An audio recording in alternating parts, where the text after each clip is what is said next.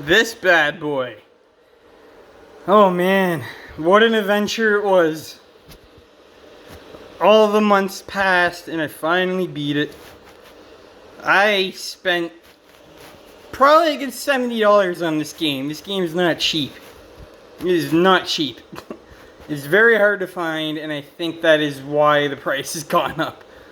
But anyways, this game is not perfect by any means, but it is fun. It is a lot of fun. Unfortunately, there are some negatives, and there are a lot of positives.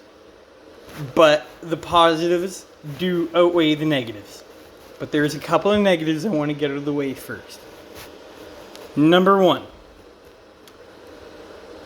the normal Spiderman is pretty basic. It's not boring. It's pretty generic. And you use it for that suit for the first level because the story is there's all these different fragments everywhere, and Mysterio is trying to get them. Blah blah blah. The story's not really that good either. It's just alright. But the standouts are all the different Spider-Mans you get to be, and all the different dimensions you get to go to. So anyways, back to what I was saying. The first level when you play, I'll give that a pass because it's more of a tutorial. And then you gotta fight Craven, and that fight's kind of whatever. And then you move on. Forgive me if I'm wrong. These are all the villains that I remember. And then you fight Electro. Electro was fun.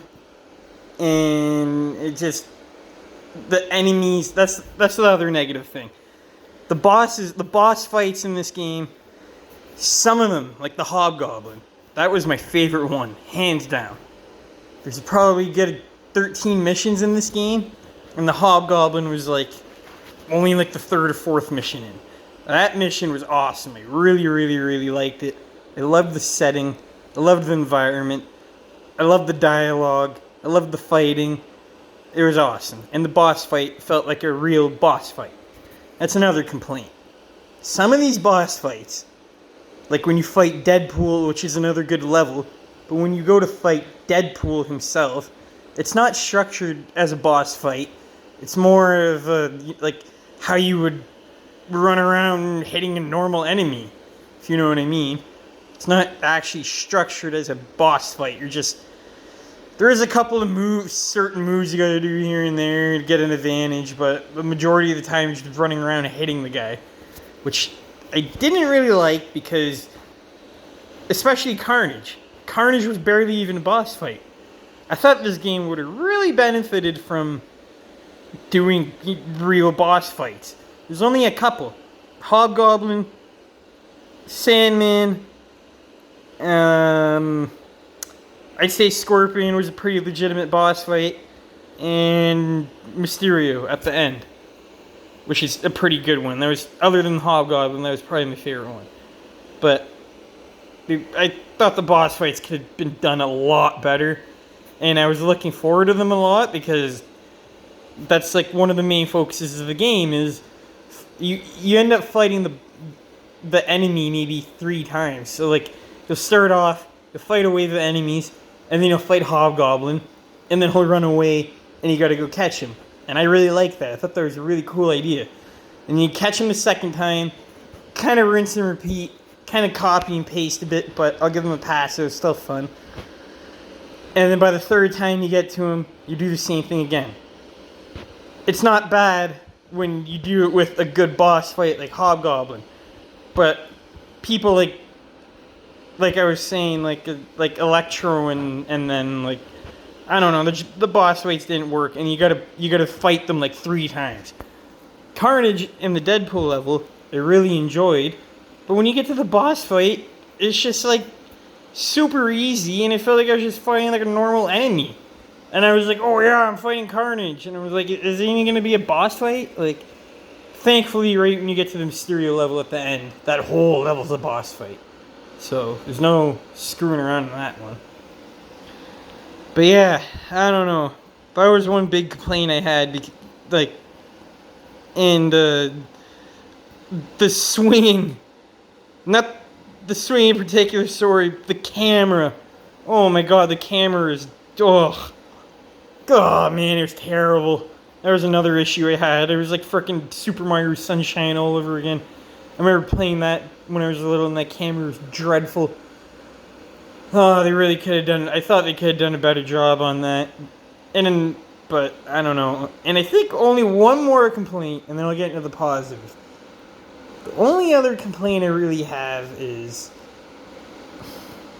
I really, really wish there was a couple more levels and a couple more villains, because there's some good villains in here, like Electro and Scorpion. It was a real boss fight, but I really didn't like the way they did Scorpion, really. Like, I don't know how to explain it.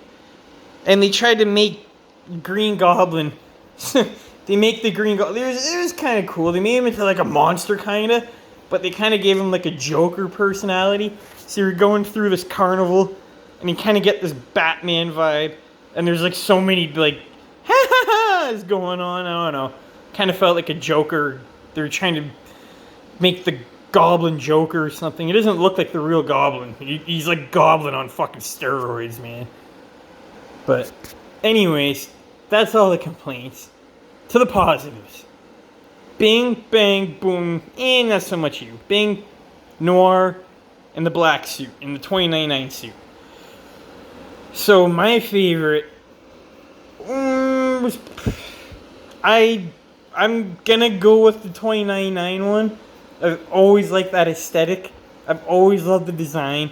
Every single Spider-Man game that has it, I just love wearing the suit. And the level designs, like, because each level for each dimension is, like, suited to your suit. So you're flying around in a futuristic city, fighting Hobgoblin. And that was my favorite boss fight. And I loved it. I absolutely loved it. The suit is awesome. And they get... these are all different voice actors too. It's not one voice actor doing all of them. It's all different voice actors, people that have played Spider-Man before in a cartoon. And the only thing I didn't like about the 2099 Spider-Man, I found his voice just too bit old. Like, he sounded old. I didn't really like it, but it kind of wore off on me, so I can't really complain that much. But hands down, favorite suit. And the levels were awesome. Number 2 is obviously the Noir one. That was pretty awesome. You gotta obviously be very sneaky. Can't get hit by lights. And this Spider-Man is a savage, man. You attack people from behind or wherever, and you get a good sneak attack on them. He beats the shit out of them. It's like the Batman trailer, Robert Pattinson. He just beats the guy like fucking 10 times, or punches him in the fucking face like literally 10 times. And that's what this Spider-Man does. Like, when he beats people up, he doesn't kill them, but goddamn, he beats the shit out of them. But, oh man, there's nuts. Every time. Like, he would throw a guy on the wall, and then he would just, you know, a normal Spider-Man would just web him to the wall. This Spider-Man just webs him to the wall and just punches him in the face like 10 times. It was hilarious. And yeah, most of the, obviously it's Noir Spider-Man, so obviously all the levels are set at night. And yeah, it's just a really fun character to play as. And his voice, I like that voice actor better than that one. Symbiote suit. It was alright. It wasn't my favorite one. And all these guys have special abilities. And out of all of them, the Venom one was my favorite. The symbiote suit was my favorite. That's another disappointment. Venom was not in this game. Venom was not in this game. But you know who was in this game? Dr. Octopus. Not the guy Dr. Ock. His wife. But you guys kind of put Venom, like, just crammed one more level in of Venom and then fight Mysterio? Or fight Venom and Carnage at the same time? That didn't happen. So, but the power-ups. You get to use the symbiote suit, and he grows a bunch of arms out of his back or something. I don't know, it's weird. But it's really good for hordes and hordes and hordes of enemies. That's one more complaint I have about this game. Dude, hordes and hordes and hordes. They just keep coming, man. They just don't stop. It just keeps. Some levels I didn't mind, and then but when I had the Venom suit, all I had to do was click LB, boom, they're gone. And then yeah, this guy, nothing much to say. Just your casual Spider-Man, you know. You throw rocks at people, I guess.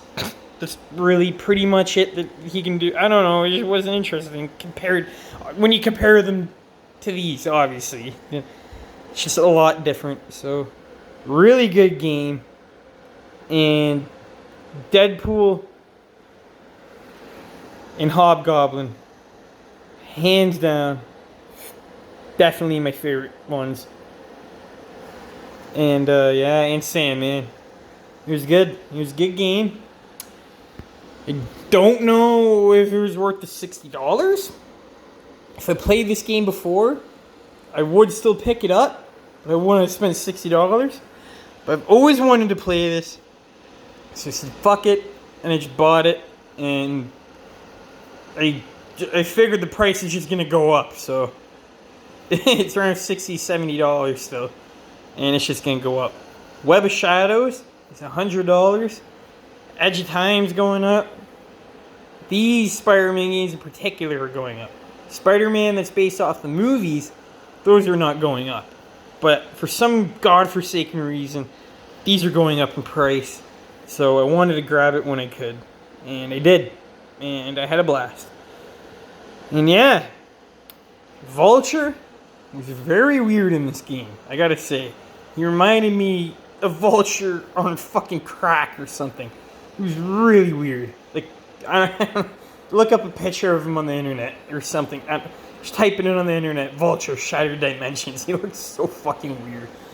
But yeah, I don't know what I'm gonna rate the game. Probably, I'll give it an 8 out of 10. I don't want to give it a 9. I'm not giving it a 10 out of 10 because I had a lot of complaints. But like I said, the positives outweighed the negative. But I would play this again, but like I'm not gonna want to go through and 100% it. It's just a little cool game to pop in and play. It's not a big open world story or anything. It's just a little cool fun game to play and kill some time. And it took me a couple months to beat it because I got stuck on a Scorpion level. But yep, an 8 out of 10. And that's the one. Hopefully I will be watching Cruella tonight, and hopefully that review will be going up tonight. So, thank you for watching. Grab this if you can.